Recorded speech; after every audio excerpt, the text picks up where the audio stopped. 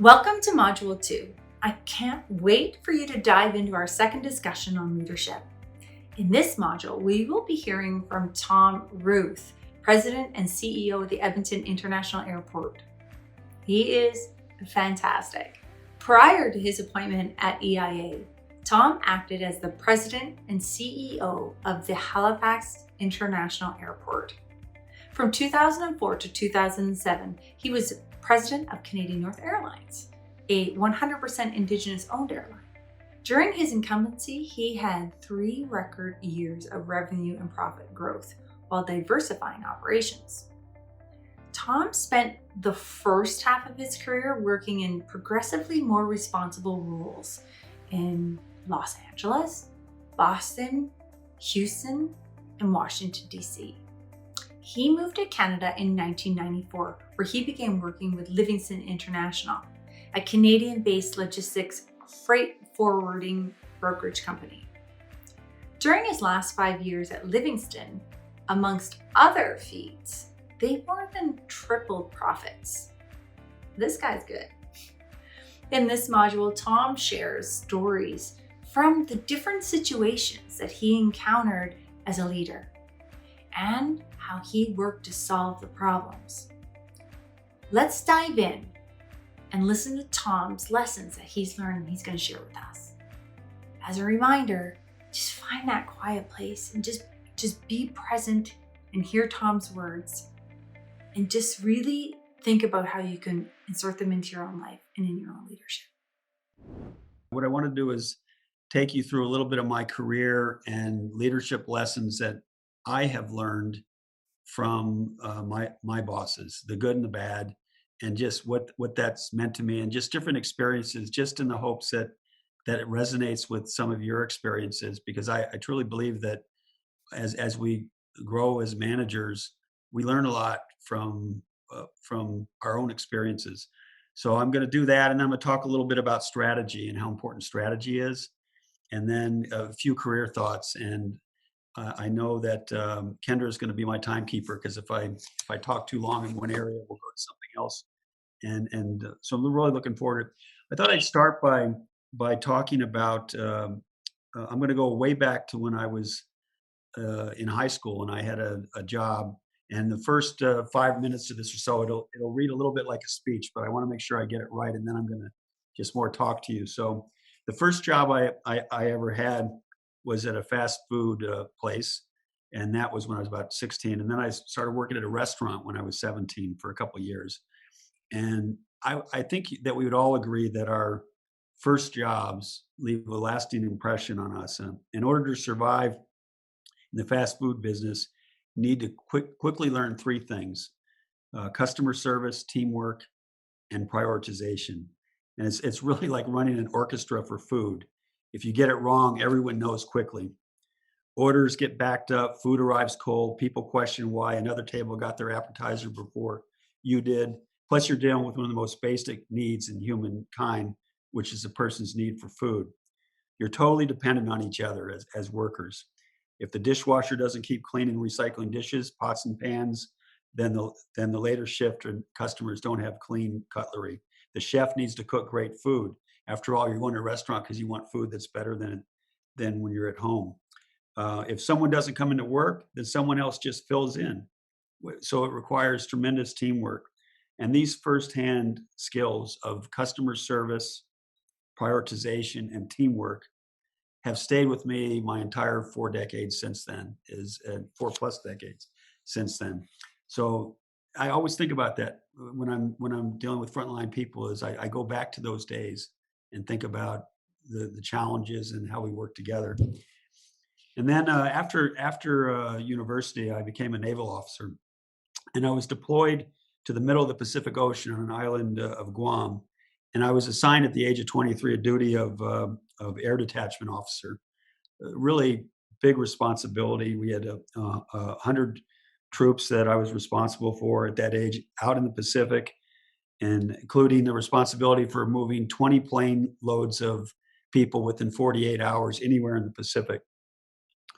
So it was a bit daunting at first. I was, what am I doing at 23 years old leading this air detachment? So I learned the need to rely on more experienced people that have gone through this before. So I learned to rely on my petty officers, chief petty officers, others that have had all this experience. And I actually went to them ahead of our first major deployment, and I said, "Look, I'm dependent on you. You're the experts. You need, I need you here to help guide us through this." And that's what I really call soft power. And I think there's soft power is greatly underestimated. That you can use soft power to be even a better leader than people that need to have a big ego, and it actually gives you respect if it's done right and it's done in a way that's meaningful to people. So that was important. Another slightly related story is the two bosses that I had, the two commanding officers. And the first commanding officer of our battalion, he was a know-it-all. He was bright and he knew it. No matter what you brought to him, he claimed to have a better way. He scrutinized even the smallest details to tell you that it wasn't perfect, and he seemed to actually get some great joy out of that. And he was quite intimidating, a hard leader, very demanding. But overall, we functioned quite well.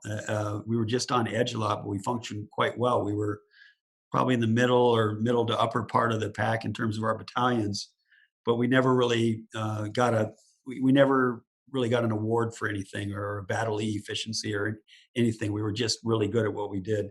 And then when he left, we got a new commanding officer who was quite different. On his first week of the job, he brought in the officers, all of us, and he asked, frankly, what can he do to improve his leadership? What are things that we could do to help him, and what would make a difference?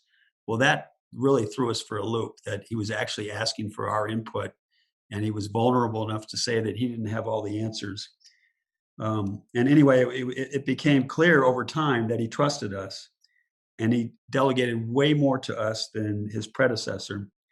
And it was an amazing feeling to have someone place that trust in you. It made all of us want to go the extra step to make sure we didn't disappoint him. Uh, it was a great contrast in leadership. And by the way, in the 2 years that he was our commanding officer, we were first. We were first of all the battalions in terms of our battle readiness. So, and I'll never forget those examples. So after I left the Navy, I joined Northwest Airlines. This is back in the mid '80s. Some of you weren't even around then. Back in the mid '80s, and um, Northwest Airlines at the time was a $9 billion company. They're now part of Delta. They were known as Northwest Orient Airlines at the time. Huge company. They had the best debt to equity ratio of any airline. They used to buy their 747 freighters with cash. So really, really did well. So I was assigned. I was in Los Angeles, and I was a service manager. So my shift, to tell you how junior I was a manager, I had Tuesday, Wednesdays off third shift. So you can just imagine how junior you are to have Tuesday, Wednesday off third shift. But one night we were loading a 747 freighter to Taiwan, and we had these printing presses we were loading, and the printing presses weighed about 30,000 pounds each, and hugely awkward things to load.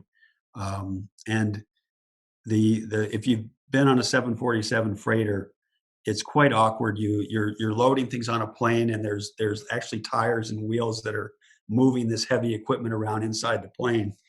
And we were having a lot of difficulty. The crew was having really a lot of difficulty loading it. And of course, you want to turn the plane around quickly. It ended up taking 2 extra hours to load the plane. It normally takes 2 hours, but I was watching every step of what they were doing, and how hard they were working to get this thing loaded. And we finally did get it loaded, and it was going, and they were a bit disappointed because they're proud of what they did. And so as they went in the break room, I went in the break room and I said, "You guys are amazing. Like, I can't believe you actually got all that stuff loaded on the plane." And it's just, and the lessons there, I think, is first of all, is you put yourself in that situation. So if you're leading people and they're doing everything they possibly can, is put yourself in the situation. They got that plane loaded. A lot of people wouldn't have ever been able to load that plane but they somehow found a way to load it, even though it was 2 hours later. And the other thing, be careful of people that'll Monday morning quarterback. So, the next day, when they were doing all the when we all anytime you had a plane that's late, of course, you have to report to your boss that it's late. And a lot of people were Monday morning quarterback, but they weren't there. I was there. I saw what the crew was doing to load that plane. So just watch people that are Monday morning quarterbacking that don't have all the details that you have, and just recognized great performances that people are doing. It's really important. The next example I'm going to give is also at Northwest, and it was back in 1990s, in the early 1990s. It was a really tough time in aviation, and many airlines actually got consolidated. There was the Gulf War crisis and a bunch of other things that were going on that were difficult, and Northwest was no exception. We came very close to bankruptcy that year. Everybody was working hard in difficult circumstances, and we had a CEO named John Dosberg, and he later was CEO of Diageo. He was CEO of Burger King. But he came and he called all the senior managers in to Minneapolis, which was the headquarters. So picture, about 100 people coming into Minneapolis, and we're in a conference room, and we have no idea what he's going to say. We don't know if he's going to say half of us are gone, or what he's going to talk about. So you're in this room, and pretend I'm John Dosberg, and he started telling this story. He said, "Let me tell you about when I was 16 in high school." He said, "I had a buddy who was a buddy who was 17, and he had his driver's license. And because he had his driver's license and he lived pretty close to me, he said, 'Look, I'll start giving you a ride to work, or sorry, a ride to school.' So for about a year, every morning without fail, so now I'm John Dosberg, my friend drove in front of my house and picked me up and drove me to school. Then he would drive me home at the end of school each day." Of course, we're sitting in the audience. Well, what's this guy talking about? He said, "Then one day I'm waiting at my house and no car comes. I wait another 15 minutes and no car. Now I'm upset. After another 15 minutes, I realize I'm going to be late and it is too late to take a bus. I arrive at school about an hour late. At lunchtime, I see my friend and I run over and ask him, 'Hey, why didn't you pick me up this morning?' My friend replies, 'For about a year now, I have picked you up every morning, no matter what the weather, every single day. And during that time, you never even bothered once to say thank you. It started bothering me because you just took it for granted every day. To that point, to that day, so today, I finally just didn't pick you up.' So then he went on to say, so why am I telling this to each of you during this difficult time in our airline? Because I know how hard you have worked through this difficult year, and I just remembered to say thank you for all your sacrifices during these hard times." So that was very powerful, powerful lesson that somebody said, "Look, I just haven't said thank you enough. You guys have been doing a lot of great things." And he uses a personal story to tell us. So remember, lessons there for me were, remember to recognize your people in good times and in bad. And the other thing is to recognize your strong B players. A lot of times we always talk about our stars, um, that are in our organization, but really our strong B players are so critical to us. The people that are doing things day in and day out that we don't always take the time to recognize. Our people that are doing payroll, IT, admin, maybe that are doing things in the background that are keeping our businesses going. So just a reminder to do those. A third example, really quickly, from Northwest, is that during those times that it was difficult, we decided to have an idea exchange, where if you brought up a really good idea, you'd be recognized that you brought an idea that would save the company money. Well, in my area, I was in Boston at that time, and I was running our cargo division in Boston. We had one of our employees that brought an idea forward on a different way to load and prioritize cargo that generated $9 million. I mean, $9 million at a time we really needed it. And the lesson there clearly is, staying close to your frontline employees, the people that really understand the business and how critical that is. So after all my time in the Northwest, this is where I moved to Canada, and I fell in love with Canada. I was supposed to be in Canada for 2 years, by the way, and this is in the mid '90s, and I fell in love with Canada, and I fell in love with Canadian, my wife, and but I joined. And when I came to Canada, I joined a company called Livingston International. And Livingston was the largest uh, Canadian broker, really, for all the customs brokerage that comes into Canada. They were the largest in that business, and they wanted to form a U.S. business. So I was hired to open 20 offices on the U.S. side of the border, living out of Toronto. And we grew from in 2 years we grew from no employees to 400 employees. It was just a hugely slam dunk successful business. We ended up with about 1,500 employees on both sides of the border. And Livingston still collects, I think, 20-25% of all Canada's GST, just from all the business that goes on back and forth across the border.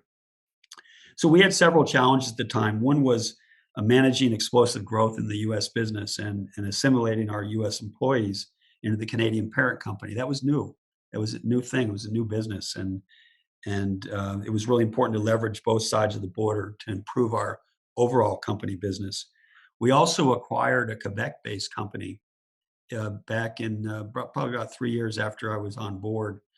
And of course, there's the cultural assimilation of, first of all, U.S. cultural assimilation, and then the cultural assimilation of the Quebec company that we hired. And what a lot of people forget about acquisitions is, wow, the cultural part of an acquisition is so important.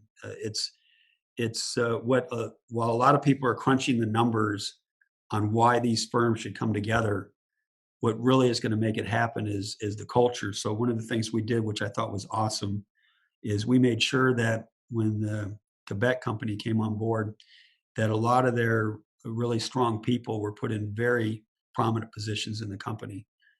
They had a lot of expertise in their own right, and that was an important lesson. It helped us learn from best practices, and it also helped us celebrate and acknowledge cultural differences throughout the company.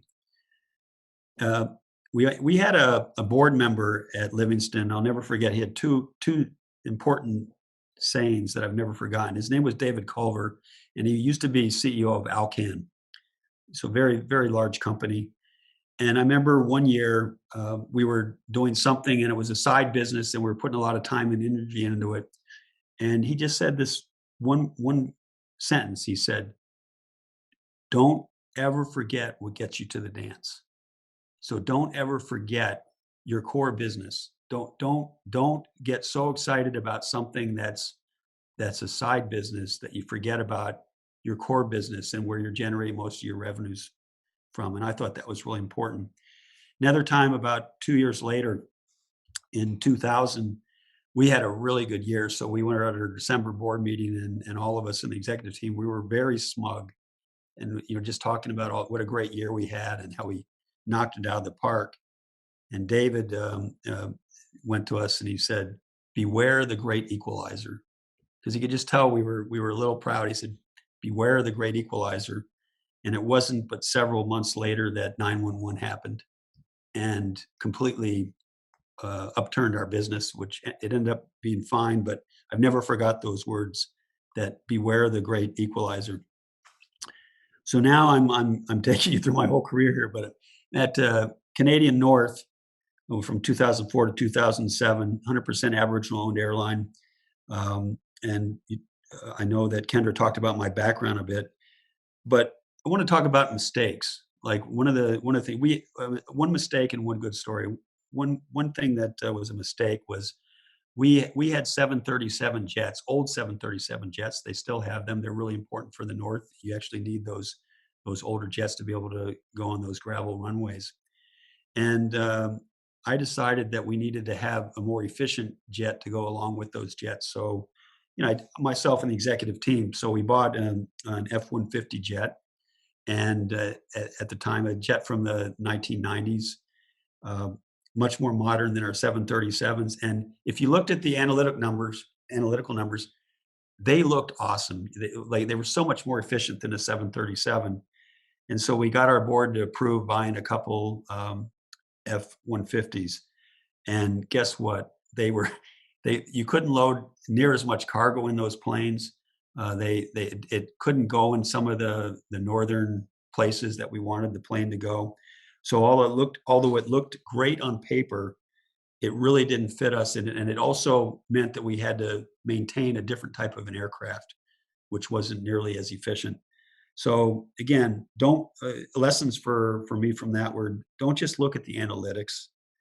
Don't be afraid to say you get it wrong. You're not going to get everything right. Don't be afraid to say you get it wrong. One of my favorite examples of getting it wrong was when I was at at Northwest. FedEx shared the facility with us, and Fred Smith used to have every few weeks or so, the CEO Fred Smith would have a video with his employees.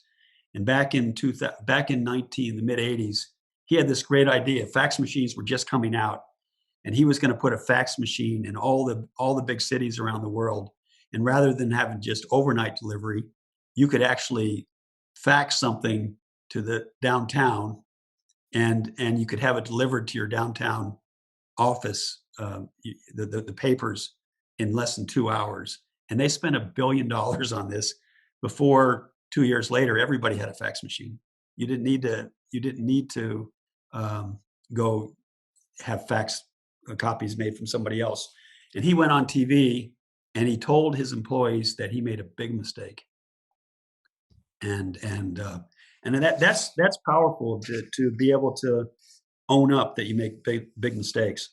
Another positive lesson at Canadian North is that in 2006 we were bidding on charters to fly to the north, and those charters are still going today, like the CNRL charters and the different charters going to the north.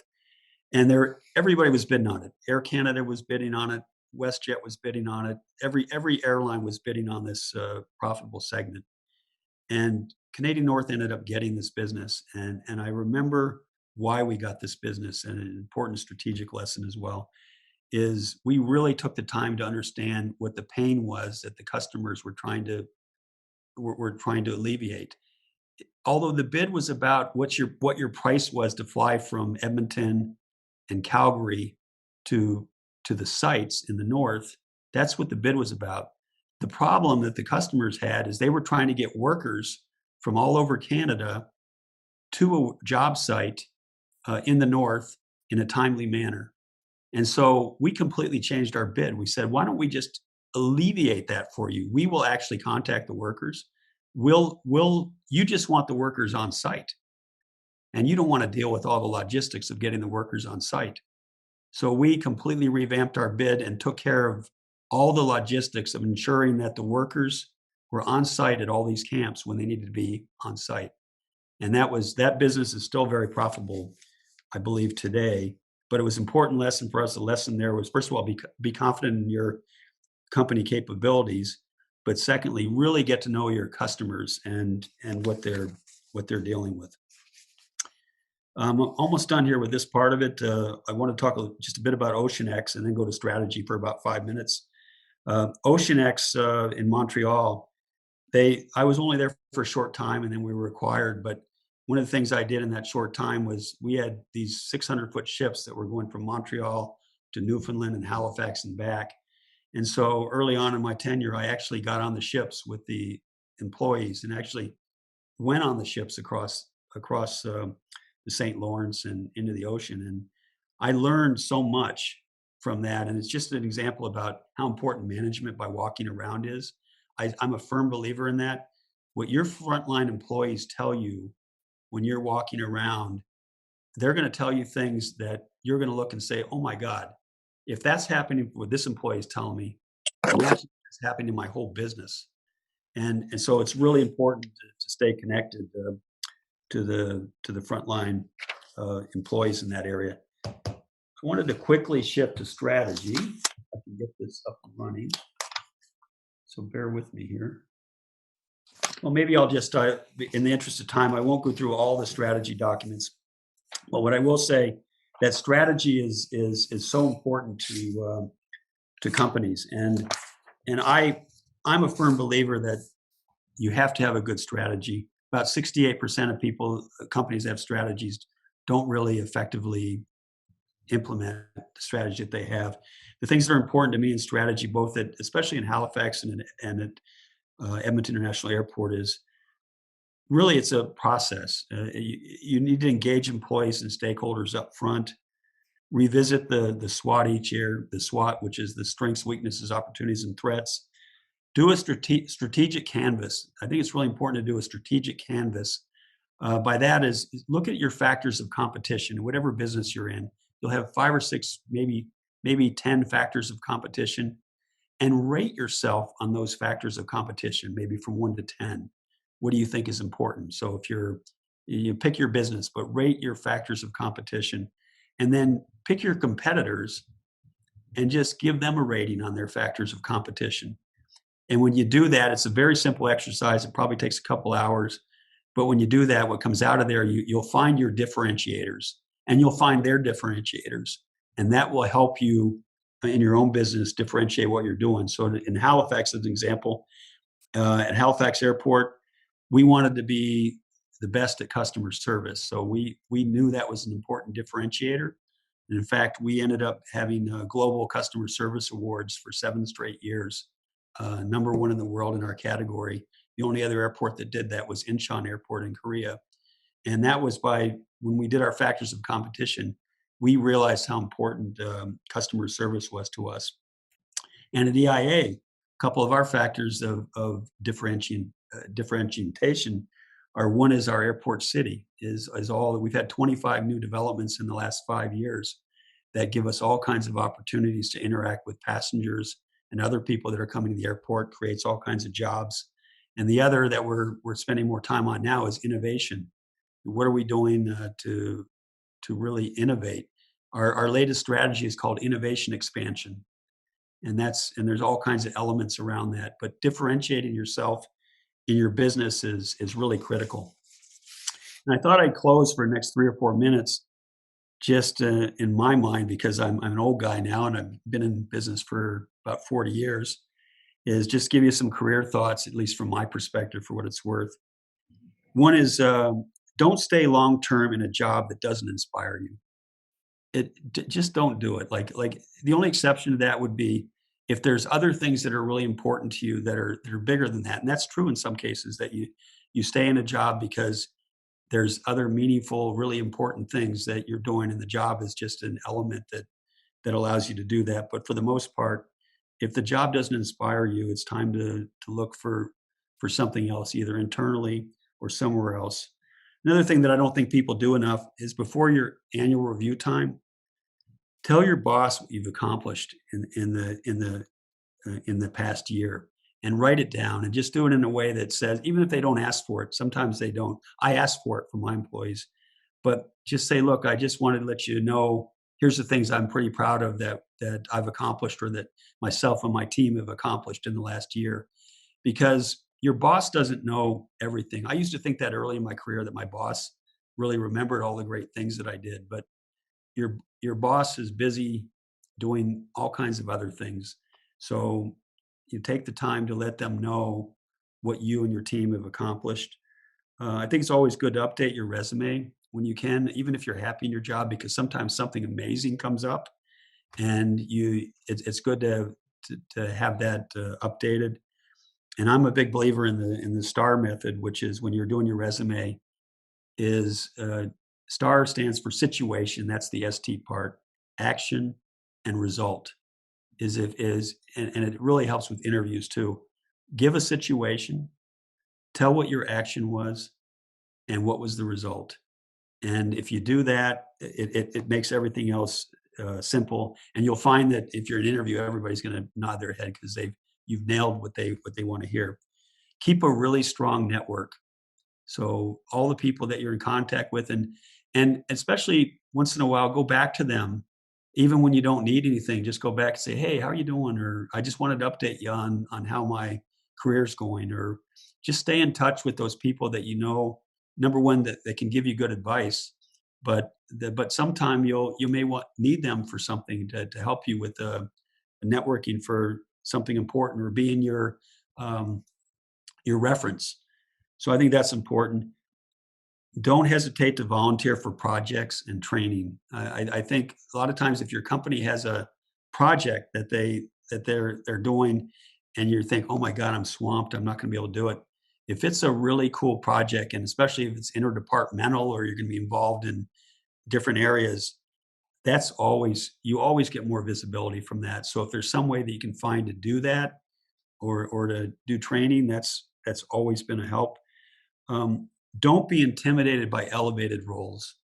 I think that in Tennessee, when people look at jobs, is they go, "Oh my God, I don't know if I'm qualified for that," or I and believe me, you'll be qualified for it. Like it's not nearly as intimidating as it looks from the outside. Once you get into a job and you know once you get into it, you'll fit into that job. You'll grow into that job because you know what your capabilities are yourself.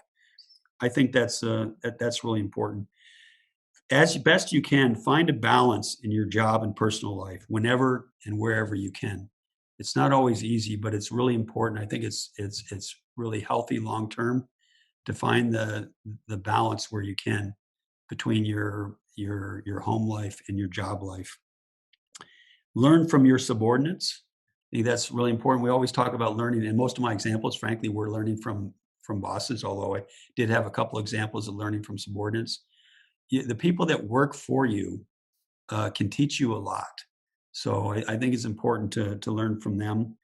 And then don't be afraid of lateral moves in the short term. The smartest move I ever made in my career was I took a lateral move from an operational role in Boston to a sales role in Houston, Texas. And what that did is people now viewed me as, hey, I'm not just operations. I'm now there's a general manager role. Oh, this guy's done revenue and operations. So that was a big move for me. So if you think of the right move, if you're saying, look, I've grown enough in my current role, I want to try something different. A lateral move isn't necessarily a bad move. Sometimes it can help you leapfrog ahead in a future area. So anyway, I've covered a lot of ground in about 35 minutes or so in a bunch of different areas, and just try to give you my personal flavor for what I've experienced in my life and what I'm still learning. And I guess I'll just stop right there. Okay, we just heard from our second guest. The thing that stuck out to me the most about Tom's message is to stay inspired. Focus on things that are meaningful to you and don't stay long-term in a job if it does not inspire you. Think about your role. Are you inspired in your current role? What inspires you? What changes can you make to become inspired in your life and in your career? Think about it and come back and join us.